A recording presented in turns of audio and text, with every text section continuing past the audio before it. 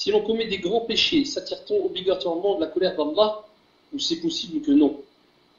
Est-ce qu'on s'attire la colère d'Allah si on fait des grands péchés? C'est normal. Quand on fait un grand péché, on a attiré la colère d'Allah subhanahu wa ta'ala. Reste que, il y a une chose très importante qu'il faut savoir ici, c'est que des fois, quand la personne fait un péché ou un grand péché, si elle a en revanche des choses qui peuvent intercéder, la personne a fait aussi beaucoup de bien dans sa vie, beaucoup de bonnes actions, beaucoup d'aumônes, beaucoup ceci, ce grand péché est vite expié bi'idna subhanahu wa ta'ala. Ce n'est pas comme la personne qui n'a pas des choses qui sont en sa faveur pour intercéder. Ou qui n'a pas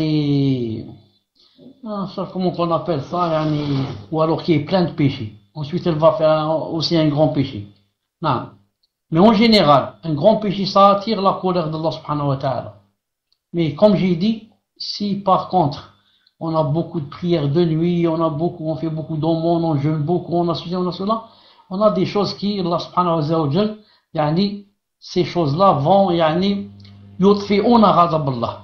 C'est pour ça que le prophète sallallahu alayhi wa sallam a dit, dans un hadith authentique, il a dit, inna sadaqata tutfi'u ghadab Allah. Authentifié par Sheikh al-Albani. Il a dit, l'aumône éteint la colère d'Allah. Donc vous voyez, quand quelqu'un fait un grand péché, qu'il fasse vite par exemple une aumône. Pourquoi? Pour éteindre la colère d'Allah. Et ça veut dire deux choses. Ça veut dire quand on a fait le grand péché, on a suscité la colère d'Allah. Donc ça c'est la réponse à la question du frère. Et la deuxième, c'est pour prouver que si on a quelque chose, comme ici la sadaqa, elle va éteindre la colère d'Allah. Mais s'il n'y a pas de sadaqa, ça, on ne sait pas si Allah subhanahu wa ta'ala va pardonner à cette personne ou là, elle ne va pas lui pardonner. Allahu alam.